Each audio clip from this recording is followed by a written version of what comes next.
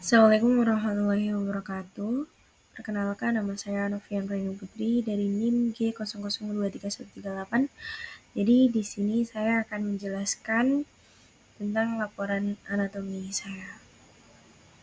Jadi yang pertama ada Oscar yang menyusun artikulatio terkait ACL injury. Oke, jadi di sini ada seseorang di mana dia itu sedang melakukan kegiatan aktivitasnya olahraga dan dia lagi jatuh dan terdapat luka atau seperti apa ya? Seperti ada luka dalam di bagian tulangnya di lututnya. Selanjutnya, jadi Oscar yang menyusun ACL injury itu ada femur, ya ini femur ya. Ini femur, ada patella, tibia, fibula. Jadi di sini juga ada ligamen kollateral ini, yang ini. Di sini juga ada porteo calculate ligamen di sini. Dan ada meniscus, ada patella tendon ligamen ini, ligamen patella tendon. Di sini ada articular carlicei, ada Wickers tendon, Wicke musculus. Jadi di sini ada femur, patella, tibia, dan juga fibula ya. Dan selanjutnya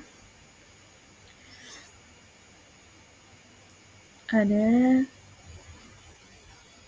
ligamen-ligamen yang memperkuat artikulo tersebut. Jadi kan di sini ada femur ya, tadi ada patellanya, di mana di media kortelarnya itu terdapat ligamen ini nih. Lateralnya korteome terdapat juga lateral. Di sini ada medial dan lateral. Di sini ada posterior carticulate ligamen. Di sini anteriornya. Kalau di sini medial, lateral, posterior, sama anteriornya. Ini fibulanya, ini tibianya ya. Next. Di sini juga ada otot dan tendon otot yang berperan dalam pergerakan tersebut. Otot yang berperan dalam pergerakan tersebut adalah otot hamstring. Otot hamstring musculus. Di sini ada biceps femoris. Yang ini biceps femoris yang dia itu yang berada di tengah ya. Di mana ya? Iya di bagian di bagian ini. Di antara simetendoneus ini dan di antara semimembraneus yang di sini. Jadi kalau biceps femoris itu dia ada di tengah-tengahnya, semitendinoeus sama semimembraneus. Oke. Jadi ini ya. Ada juga otot yang berperan dalam gerakan struktur ACL, yaitu otot quadriceps dan otot gastrocnemius, yaitu otot tendon yang berperan dalam pergerakan ini, yaitu ada vastus interneus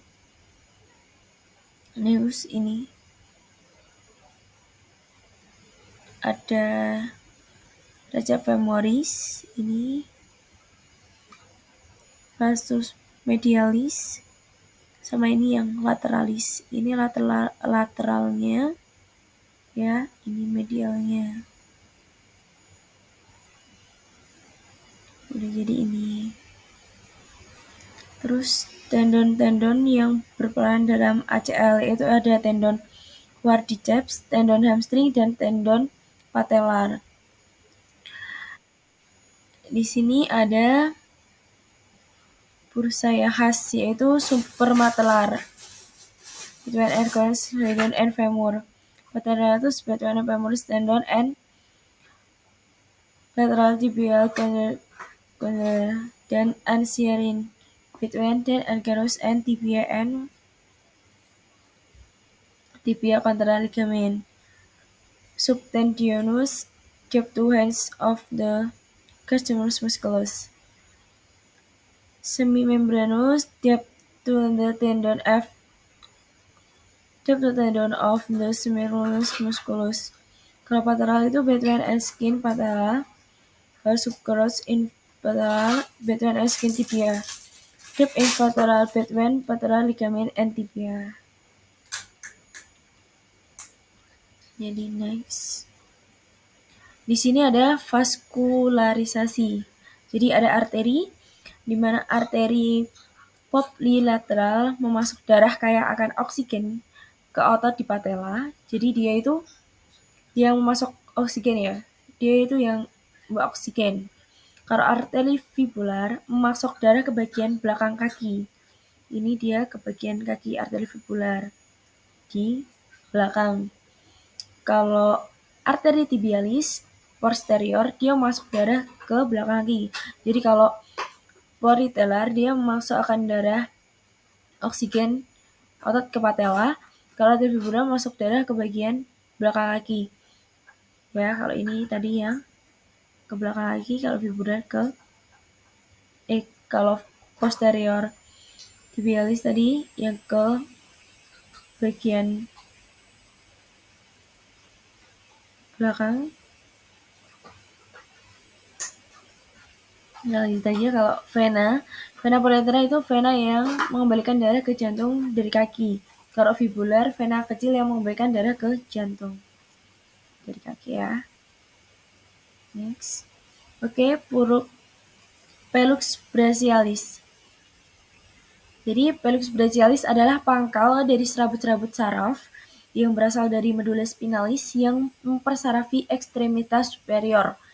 Pellux brachialis merupakan serabut saraf yang berasal dari ramus anterior radix saraf C5 sampai T1. Pellux brachialis adalah sebuah jaringan saraf tulang belakang yang berasal dari belakang leher musculus ke aksila ketiak dan menimbulkan saraf untuk ekstremitas bagian atas. Pellux brachialis ini dibentuk oleh penyatuan kelima bagian saraf. Pellux brachialis ini dimulai dari 5 rami vertebral dari spinal. Fungsinya persarafan sensoris kulit ke struktur dalam seperti sendi. Persarafan motorik ke otot-otot kemudian mempengaruhi garis tengah pembuluh darah melalui saraf vasomotor simpatis dan skleromotor proximis yang persarati keringat. Oke, selanjutnya di sini ada bagian perutnya. Jadi awalnya ada C5, C6, C7, C8 sama T1. Terus pas di selanjutnya itu ada rute C5 sama C6 itu jadi satu di bagian superior atau bagian atas. Yang C7 medial. Ya, C7 itu medial ya. C8 sama T1 itu ada di bawah. Di superior. Yang ketiga ini itu berada di superficial, yang medialnya itu gabung ke atas ke superficial, yang ke bawah itu ke profunda, yang ke bawah itu tetap oke, jadi gitu. Udah. Jadi selanjutnya nervus yang keluar dari brachialis pellux. Ya, selanjutnya ini. Ya, yang pertama itu ada nervus trachealis longus, yang kedua ada nervus axillaris, yang ketiga ada nervus musculatus, ada nervus medianus, dan nervus ulnaris. Selanjutnya ada musculi yang diversi oleh nervus yang keluar dari pellux brachialis menurut fungsi dan motoriknya. Jadi di sini ada otot flexor biceps brachialis dan brachialis berperan dalam fleksi lengan. Otot ekstertor tripsa brachialis membantu dalam ekstensi lengan. Otot pronator teres dan pronator quadratus membantu dalam pronasi pergelangan tangan. Jadi kalau otot superior adalah otot spinator yang terletak di lengan dan membantu supinasi dalam pergelangan tangan. Otot abduktor dan abduktor, otot deadline mengangkat tangan dari sisi tubuh, dan otot ilialis major membawa lengan kembali ke tengah tubuh. Otot pergerakan jari, otot extensor, indudium, dan rector dicotomum superficialis membantu gerakan jari. Otot sublator, otot-otot rotator seperti suprapiatus, infratus, testaminor, dan supiaris membantu menjaga kestabilan menjaga stabilitas bahu. Jadi kalau flexor ini adalah berperan fleksi lengan ya tadi. Kalau extenator adalah ekstensi lengan. Kalau pronator pergelangan tangan. Kalau supinator dia adalah pergelangan tangan juga, supinasi ya. Kalau yang ini adalah pronasi. Kalau pronator adalah PP pronasi. Kalau supinator adalah supinasi. Kalau abduktor dan abduktor dia adalah mengangkat lengan dari sisi tubuh, membawa lengan kembali ke tengah tubuh. Kalau pergerakan jari dia membantu geraknya jari. Kalau stabilator adalah membantu menjaga stabilitas bahu.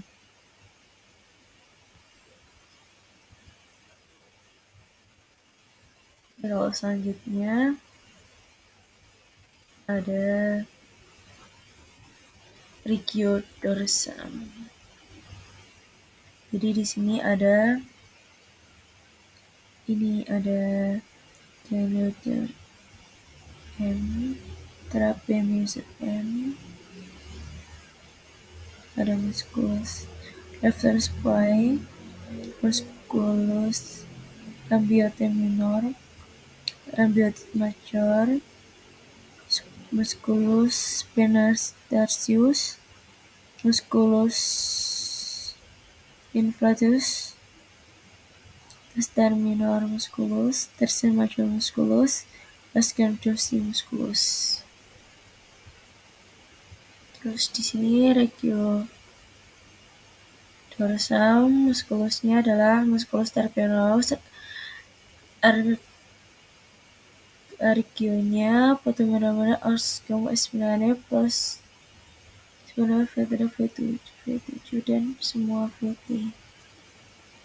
Jadi ini musculus lateralis dorsi, musculus tertius major, musculus rhamnosus minor, musculus reversus scapulae.